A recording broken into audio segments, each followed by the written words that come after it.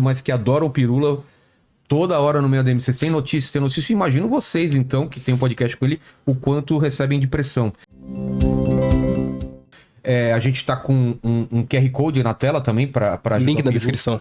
Link na descrição. Isso. Eu já fiz uma colaboração.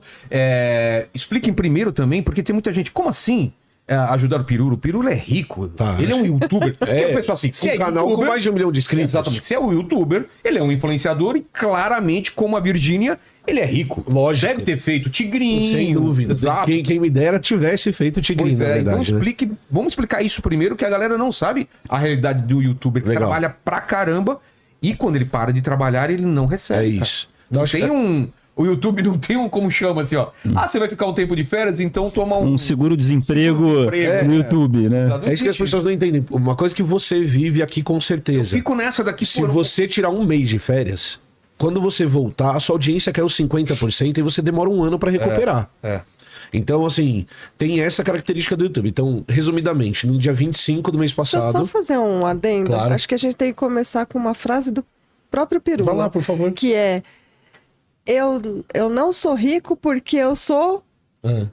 Que eu sou burro. Ele fala, eu sou burro, eu não sei fazer negócios, eu não sei.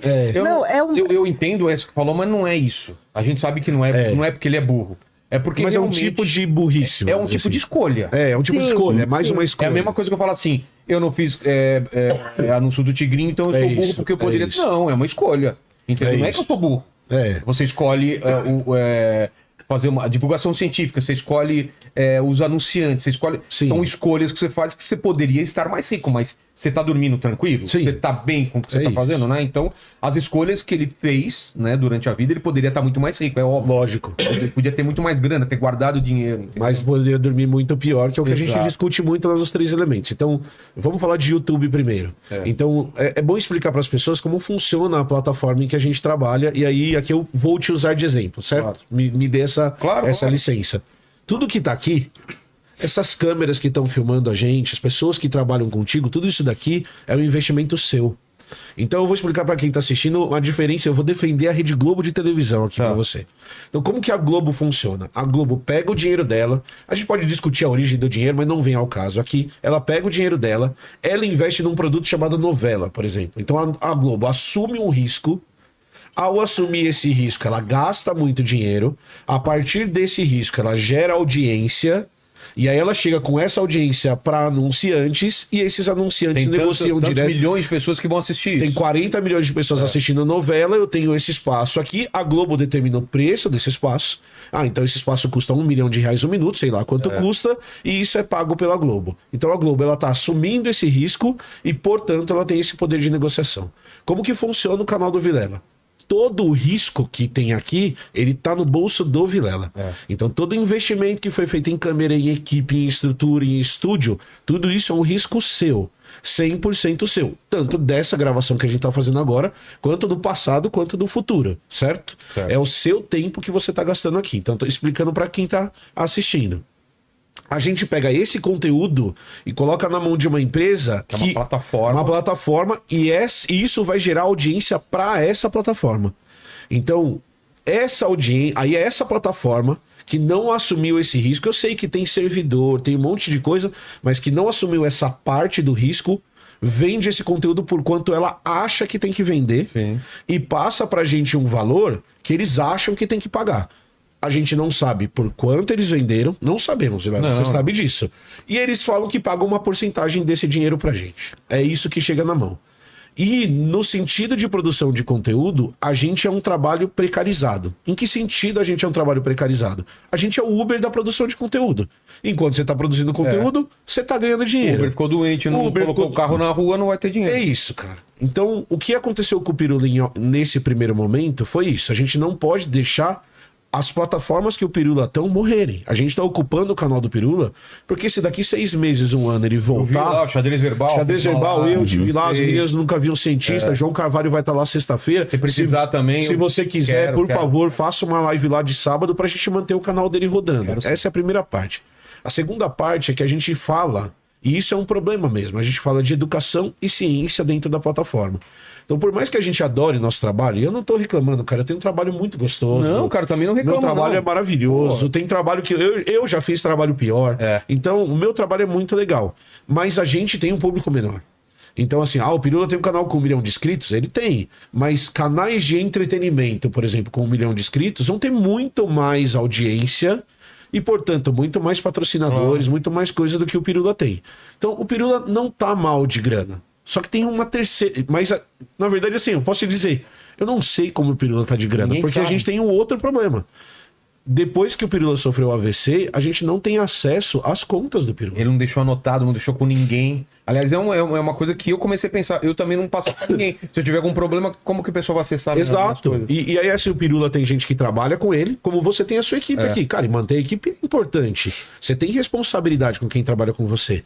Tem a questão dos pais do Pirula, que são pessoas incríveis, mas que o Pirula dava uma força em casa, o Pirula pagava parte das contas, e tem as contas do Pirula, tanto do apartamento que ele mora, quanto o que vai acontecer com o Pirula daqui a 6 meses, daqui a 1 ano. Quanto tempo ele vai demorar para se recuperar e como ele vai se recuperar, a gente não sabe ainda.